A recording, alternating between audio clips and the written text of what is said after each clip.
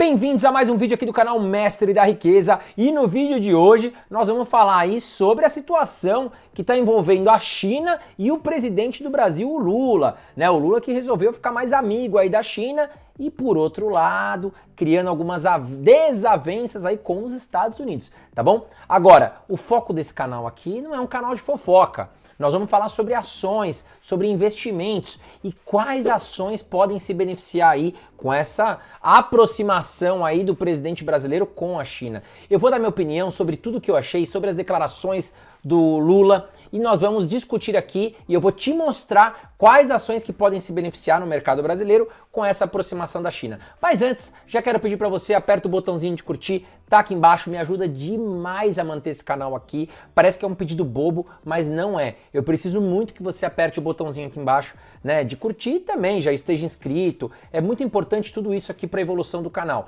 né? Se inscreva também, ative todas as notificações, tá bom? Mas agora, o que está acontecendo aqui no Brasil envolvendo tudo isso, né, voltado à China, voltado à Rússia, voltado ao Lula?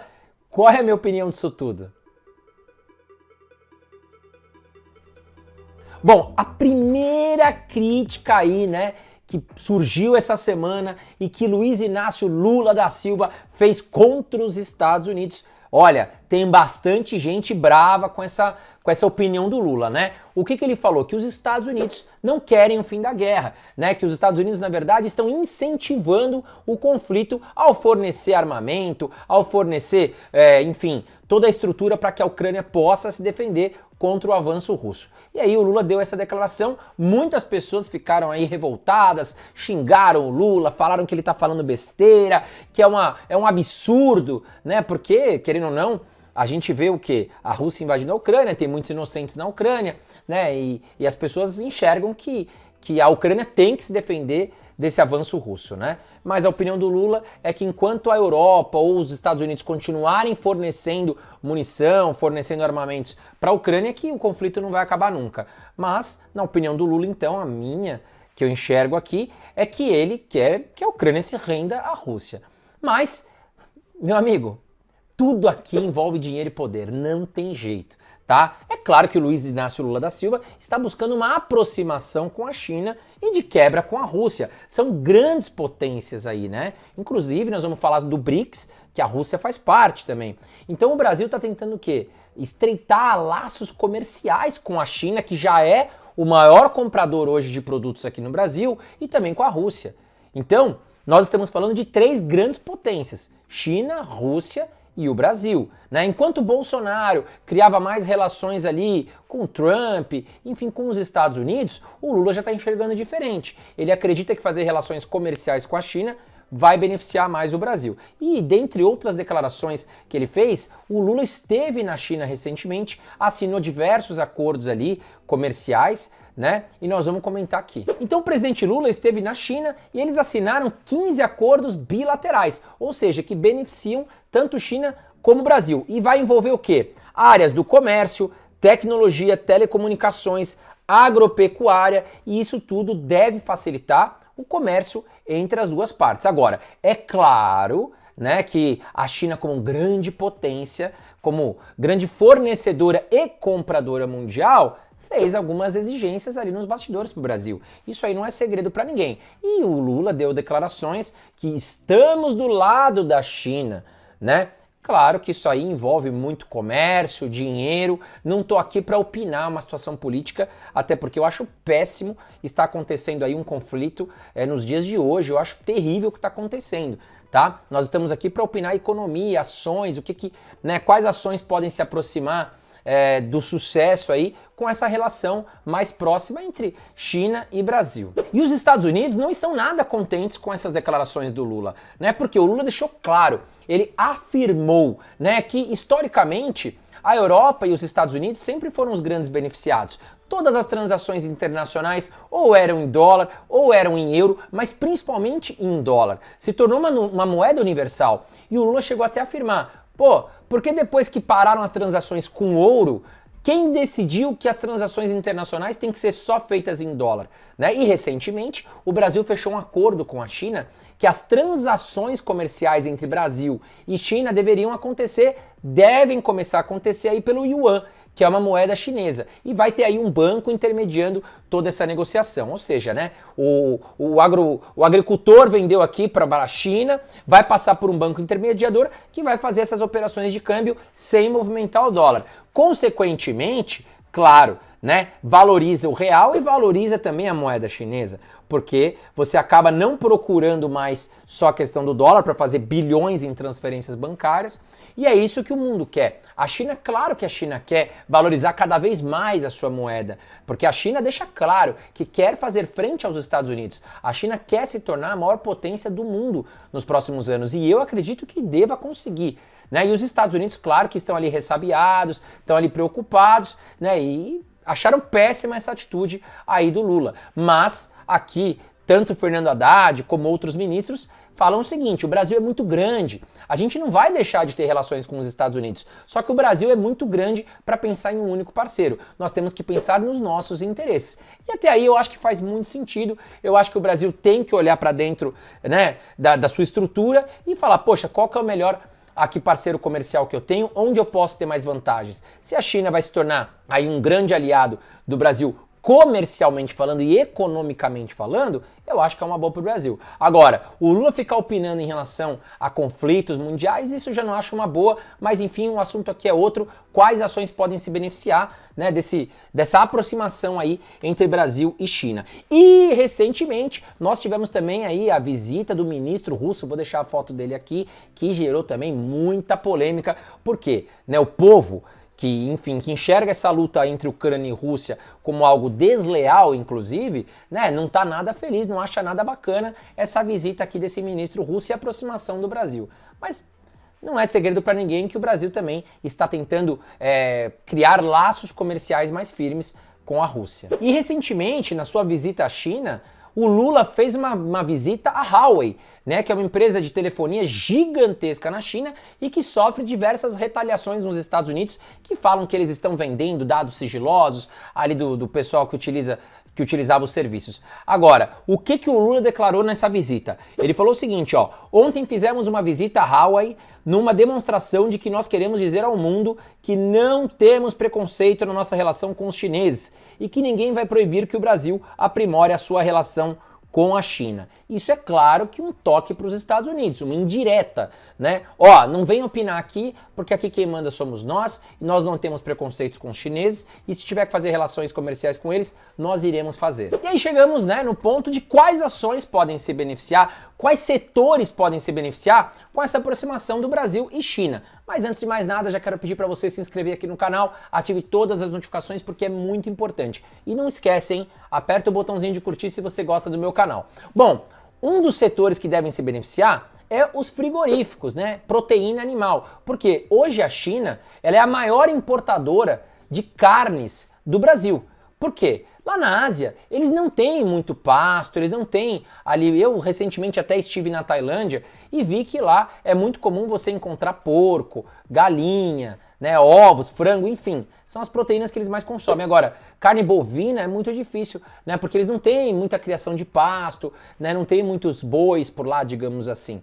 E aí, no caso, a China acaba comprando muita carne do Brasil. E recentemente assinaram um acordo que vai beneficiar aí a exportação brasileira para a China, então vai criar mais transparência, mais facilidade, menos burocracia aí para os processos envolvendo a exportação brasileira de carne para a China. E nós temos aí empresas na Bolsa de Valores gigantescas e que podem se beneficiar. Nós temos aí, por exemplo, o Grupo Minerva, nós temos JBS, mas aqui eu quero entrar mais a fundo na Marfrig. E agora eu quero dar uma olhada aqui no site Investidor 10, na Marfrig, vamos juntos aqui. Bom, hoje uma ação da Marfrig custa R$ 6,20. Nos últimos 12 meses, a empresa despencou 62,46%. O PL, que é o preço sobre lucro, está em 0,98. Tá absurdo aqui esse PL. PVP de 0,73, preço sobre valor patrimonial. Ou seja, hoje a gente compra todo o patrimônio da Marfrig por cerca de 73% do que vale. Então só no patrimônio a empresa já está bem descontada. Dividend yield, pagou muito dividendo, 26,89%, mas calma lá, vamos ver a história. Ela é boa pagadora de dividendos ou pagou pontualmente, né? Bom, a gente vê aqui no gráfico que a empresa praticamente lateralizou no ano de 2017, 2018 e em 2019 e 2020 a empresa pegou aqui um foguete até meados de 2021 e depois entregou todo o resultado ali, né? Por quê? Taxas de juros alta também acabam impactando empresas como a Marfrig. Porque o que acontece é o seguinte, o consumo fica menor. As pessoas tendem a comprar menos carne, por exemplo, focando em produtos mais baratos para comer. O Brasil é um país, em grande parte, pobre, né? Então muda muito a questão da compra de uma carne ou até mesmo de um ovo, né? Que é muito mais barato. Então é isso aí, apesar que o ovo também já está ficando muito caro, para falar a verdade. Mas olha lá, vamos ver aqui as receitas e lucros da Marfrig. A gente vê aqui que as receitas crescentes aqui nos últimos anos, muito importante isso, e o lucro da empresa aqui, como ela tem uma margem muito pequena, uma margem líquida pequena, ou seja, ela precisa vender muito para obter ganhos de lucro. A gente vê que a receita aqui chega a 120 bilhões de reais, mas só que o seu lucro líquido aqui gira em torno de 2, 3 bilhões de reais aqui no ano de 2021, né? Agora seguindo aqui para o histórico de dividendos, e é o que eu falei, a empresa pagou dividendos em 2021, pagou em 2022 e atualmente agora também pagou já em 2023, mas olha lá, dividend yield médio nos últimos 5 anos, 18,54%, o último 26,89%. Mais de 2020 para trás, a gente vê que a empresa nem pagou dividendos, tá? Então precisa tomar cuidado. Opa, tá pagando muito, mas será que vai continuar pagando?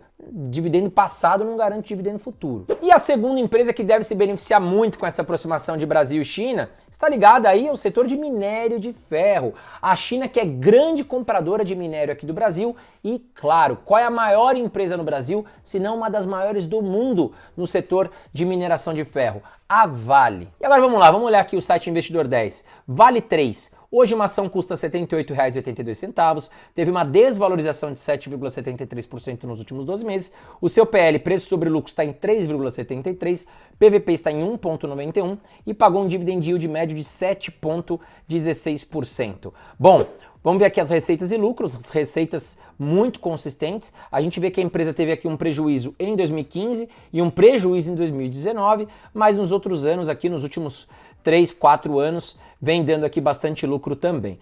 Bom, olhando aqui os dividendos históricos, nos últimos 5 anos pagou 7,28% e atualmente 7,16%. É uma boa pagadora de dividendos a Vale. E agora nós vamos falar da terceira empresa que pode se beneficiar muito, mas quero trazer aqui mais novidades. Bom, recentemente a gente viu aí muita polêmica envolvendo a Shein, que é uma marca chinesa de roupa que vende roupa baratinha aqui no Brasil e, claro, com certeza atrapalha muito as empresas brasileiras que têm que fabricar aqui. No caso, lojas Renner, enfim, C&A, empresas do vestuário acabam sendo muito prejudicadas, né? E quem pode se beneficiar muito são as varejistas brasileiras. E uma varejista brasileira que eu gosto muito aí do varejo vestuário é as lojas Renner, tá? Agora, o porquê que a lojas Renner pode se beneficiar com essa questão da aproximação até Brasil e China? Porque o Brasil está falando aí em taxar as empresas, né, de fora que estão vindo oferecer uma concorrência desleal, segundo o governo brasileiro, e aí aquela mamata de fazer compras internacionais até $50 sem impostos vai mudar. Os impostos agora podem chegar a 60% sobre o valor do produto, o que vai dificultar muito a questão das compras internacionais. Inclusive, né, como o governo brasileiro promete ser mais rigoroso aí nas exportações, nas entregas, a empresa chinesa manda aqui para o Brasil, vai também demorar, a burocracia vai aumentar, o produto deve demorar mais para chegar na sua casa. Então, pode ser que, deve acontecer, que as pessoas comecem a procurar mais ali, comprar no comércio local aqui, e uma das grandes beneficiadas, com certeza, será as lojas Renner. Agora, quero deixar aqui claro, tá? Não é só a Shein que vai ser taxada, são todas as compras internacionais, né? E as grandes empresas que fazem a festa aqui no Brasil, por exemplo, você tem aí o AliExpress, a Shein, Shopee, né? Enfim, deve dificultar um pouco mais a transação. Até mesmo a Magazine Luiza, lojas americanas, pode se beneficiar, porque se a gente olhar hoje, a Shopee veio invadir o mercado brasileiro com produtos muito baratos, e isso, claro, que também prejudica muito aqui o comércio local. E agora vamos dar uma olhada nas lojas Renner. Bom, código LREN3, hoje com R$16,69 você compra uma ação das lojas Renner. Nos últimos 12 meses, a ação caiu 36,19%, impactada fortemente aí pela alta dos juros, e agora deve começar a respirar e trazer bons resultados com a possível queda na taxa de juros brasileira. Bom, o PL está em 12,45, o PVP 1,59, dividend yield de 3,17%. Se a gente olhar aqui, as receitas são muito consistentes. O único ano que deu uma derrapadinha aqui foi 2020, olha lá. Só que 2020 foi aquele ano que os shoppings ficaram fechados e mesmo assim a receita da Renner foi muito bem. Lucro líquido muito consistente e a empresa se mostra aqui uma das melhores empresas da Bolsa de Valores. Bom, essas foram as 3 empresas que eu trouxe para você que devem se beneficiar aí da aproximação entre Brasil e China. Mas eu quero saber de você. Você aprova essa aproximação entre Brasil e China? Comenta aqui embaixo a sua opinião. Um grande abraço e até a próxima.